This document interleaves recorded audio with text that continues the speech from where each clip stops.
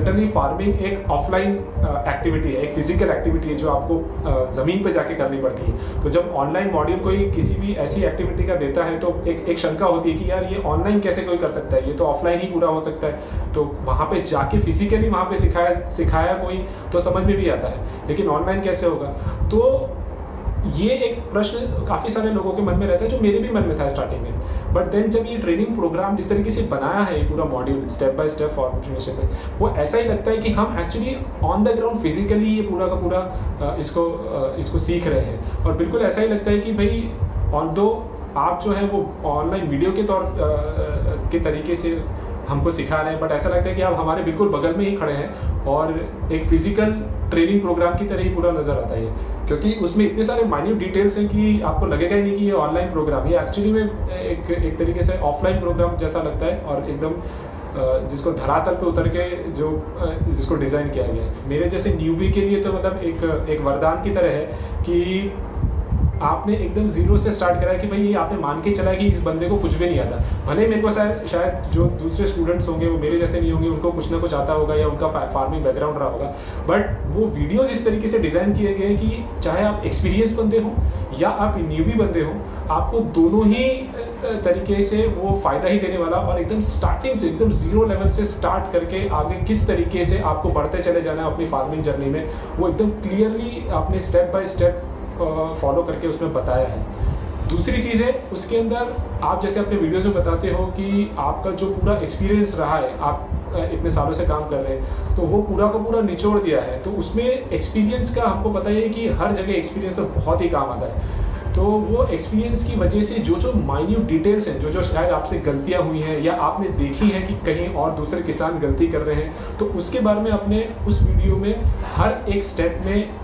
जो भी स्टूडेंट्स हैं उनको जानकारी दी है, एकदम माइन्यूट डिटेल्स तक कि आपको ये करना है, ये नहीं करना है, जब ऐसा हो तो ऐसा करना है, वैसा हो तो वैसा करना है। सारे परम्यूटेशन कॉम्बिनेशन जो भी पॉसिबिलिटीज़ हो सकती हैं, जो गड़बड़ हो सकती है, वो सारी वहाँ पे डिस्कस की गई है बहुत ही माइन्यूट लेवल पे। और उसके रेक्टिफिकेशन, अगर गड़बड़ हो जाती है तो सिर्फ गड़बड़ तक ही नहीं कर रखा है, अगर सपोज भूल चूक से कुछ हो भी जाता है तो उसको रेक्टिफाई कैसे करना है, उसको वापस से उसको सुधारना कैसे है, उसके बारे में भी आपने बहुत डिटेलिंग में स्टेप्स दे रखे हैं। हेलो व्यूअर्स, मेरा नाम अर्पित शर्मा है और मैं सूरत गुजरात से बिलोंग करता हूँ। मेरा वैसे तो मैंने अपनी जो प्रोफेशनल बैकग्राउंड है वो मैंने इंजीनियरिंग करी हुई है और उसमें मैं पिछले 10 साल से कार्यरत हूँ। मैं आईटी इंडस्ट्री में 5 साल काम कर चुका हूँ और टीचिंग सेक्टर में भी 5 साल काम कर चुका हूँ और मेरा फार्मिंग में बहुत ज़्यादा इंटरेस्ट था। अभी मुझे गुजरात से मैं शिफ्ट होकर राजस्थान जाऊँगा जहाँ पे नेटिव प्लेस है और वहाँ पे मैं फार्मिंग शुरू करूँगा। तो प्लानिंग फेज में अभी ये चलता रहता है कि जब मैं वहाँ पे जाऊँगा तो फिजिकली मेरे को स्टार्टिंग में कौन कौन से स्टेप्स लेने हैं वहाँ पे जाके,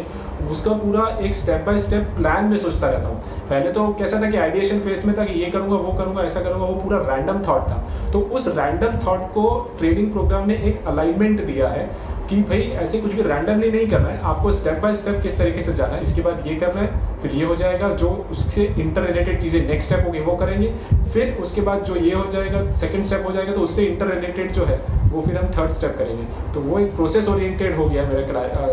ट्रेनिंग प्रोग्राम में ज्वाइन होने के बाद। तो पहले तो नेचर से तो मेरे ख्याल से अगर हम ह्यूमन हैं तो जो थोड़ा सा स्पिरिचुअल लेवल पे अगर बात करें तो जो पंच कोश की हम बात करते हैं, पंच महाभूत की हम बात करते हैं, तो एक कहावत भी है हिंदी में कि मिट्टी से आए हैं और मिट्टी में ही मिल जाना है। तो मिट्टी से तो हम लोगों का पहले से जो भी लिविंग ऑर्गेनिज्म है उसका मिट्टी से वैसे भी जुड़ाव रहा ही है, हम चाहे उसको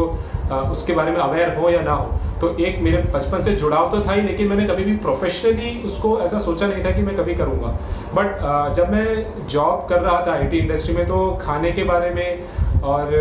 उसमें जो दूषित केमिकल्स पड़ते हैं, पेस्टिसाइड्स पड़ते हैं, उसके बारे में मैं सोचने लगा कि भाई ये क्या चीज़ है, क्यों ऐसा हो रहा है, हमारा खाना दूषित हो चुका है। फिर हमें सस्टेनेबिलिटी नहीं रही हमारे लाइफस्टाइल में। जो पहले पुराने हमारे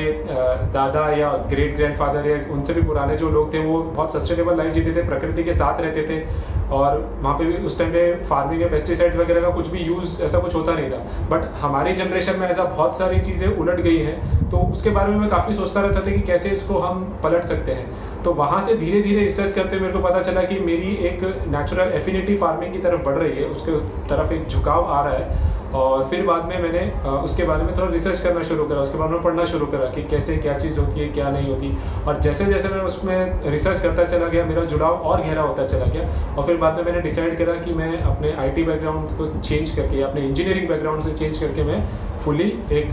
प्रोफेशनल फार्मर बनूंगा, एक ऑर्गेनिक फार्मर बनूंगा, एक नेचुरल फार्मर बनूंगा और प्रकृति के साथ जुड़ूंगा। आपके ट्रेनिंग प्रोग्राम में एनरोल लेने के लिए मुझे थोड़ा सा समय लग गया।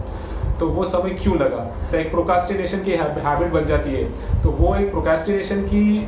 उसकी वजह से मैं चीज़ों को डिले करता चला था कि आज नहीं कल, कल नहीं परसों, परसों नहीं उसके बाद वाले दिन। उसको ओवरकम करते हुए जब मैंने ज्वाइन करा इसको,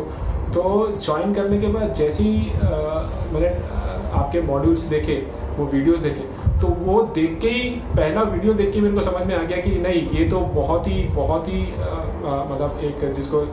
लीप ऑफ फेथ बोलते हैं, लीप ऑफ फेथ मैंने जो लिया है वो एक बहुत फ्रूटफुल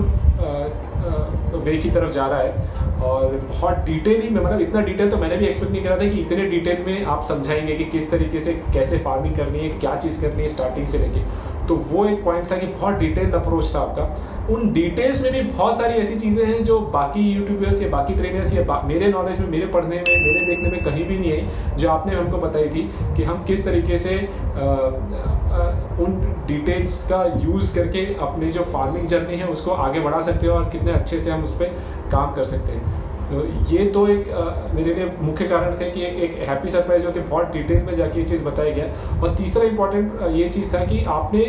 जैसा बताते अपनी वीडियो में कि हम पूरा निचोड़ के इसको ट्रेनिंग प्रोग्राम को बनाए, तो वो एक्चुअल में पूरा निचोड़ के ही बनाया है कि जो भी आपके एक्सपीरियंस थे वो आपने पूरा इसके अंदर निचोड़े हैं। और बिल्कुल एकदम ऐसा लगता है कि आप हमारे बिल्कुल बगल में खड़े होकर हमको गाइड कर रहे हैं कि देखिए आपको ये चीज़ करनी है और ये चीज़ नहीं करनी है। वो कहीं पे भी ऐसा लगता ही नहीं कि आपने पहले से कोई ये रिकॉर्डेड वीडियोज़ हैं। और जैसे होता है ना, कई बार कैसा होता है कि बहुत सारे लोग रिकॉर्डिंग के साथ इतना कनेक्ट नहीं कर पाते बजाय फिजिकली अवेलेबिलिटी के साथ, कि अगर मैं फिजिकल क्लासरूम और ऑनलाइन क्लासरूम जैसा हो गया तो ऑनलाइन क्लासरूम में इतना अच्छे से कनेक्ट नहीं कर पाते, लेकिन फिजिकल क्लासरूम में अच्छे से कनेक्ट कर पाते हैं टीचर से। लेकिन यहाँ पे इसकी जो डिज़ाइनिंग है वो इतनी अच्छे से हुई है कि आपको बिल्कुल ऐसे लगता है कि आप फिजिकली उसमें अवेलेबल हैं, विवेक जी हमारे साथ, और हमको गाइडेंस दे रहे हैं। तो मेरा सुझाव तो यही होगा कि अगर आप फार्मिंग में आना चाहते हैं, आप भले अपनी तसल्ली के लिए लाखों वेबसाइट, करोड़ों वीडियोस देख लीजिए, बट अगर आप ऑन ग्राउंड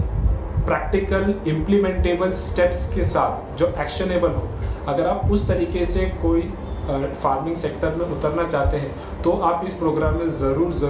जुड़िए, क्योंकि यहाँ पे सिर्फ फिलोसॉफिकल बातें या आइडिएशन या कॉन्सेप्चुअल बातें नहीं है। यहाँ पे उस कॉन्सेप्ट को, उस आइडिया को प्रैक्टिकली किस तरीके से इम्प्लीमेंट किया जाए, और स्टेप बाय स्टेप फैशन में, ऐसे नहीं कि रैंडमली पहले ये कर लिया फिर वो कर लिया फिर ये कर लिया, ऐसे नहीं। स्टेप बाय स्टेप फैशन में कि पहले ये करा, उसके बाद ये करा, उसके बाद ये करा, उसके बाद ये करा। तो जो एक प्रोसेस ओरिएंटेड अप्रोच जो होती है, अगर आपको वो चीज़ करनी है, उस तरीके से इस फार्मिंग को लेना है, उसको एक प्रोफेशनल वे में फार्मिंग सीखनी है, तो आप डेफिनेटली इस किसान बिजनेस क्लिनिक के प्रोग्राम में जुड़िए। और सिर्फ आप मेरी बात पे विश्वास न करिए, और भी काफ़ी सारे स्टूडेंट्स हैं, इनके वीडियोस भी इनके चैनल पे हैं, और उधर उन्होंने फीडबैक दे रखे हैं कि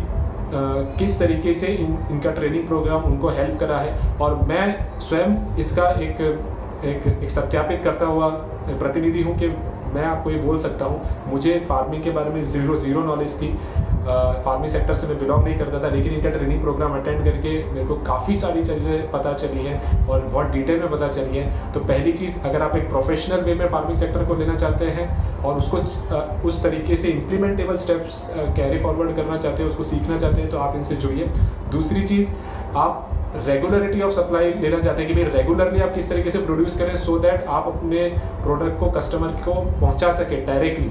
तो उसके लिए आप इनसे जुड़िए। तीसरा है कि जो बाकी गुरु जो प्रोडक्टिविटी पे ध्यान देते हैं और आगे उसको मार्केट कैसे करना है, सेल आउट कैसे करना है, उस पर ज़्यादा बात नहीं करते हैं, तो फिर आपको इनके ट्रेनिंग प्रोग्राम से जुड़ना चाहिए, क्योंकि यहाँ पे उसके बारे में भी बताया जाता है कि आपको अपना प्रोड्यूस सिर्फ उगाने तक नहीं रखना है, आपको उसको किस तरीके से बेचना है, उसको कंज्यूमर तक कैसे लेके जाना है, वो भी आपको डिटेल स्टेप्स में सारी चीज़ें बताई जाएगी। तो ये एक प्रोग्राम एंड टू एंड है, एकदम उगाने से लेके प्लेट में खाने तक आपको किस तरीके से अपने प्रोसेस ओरिएंटेड फार्मिंग करनी है प्रोफेशनल वे में, तो आप इस प्रोग्राम से ज़रूर जुड़िए।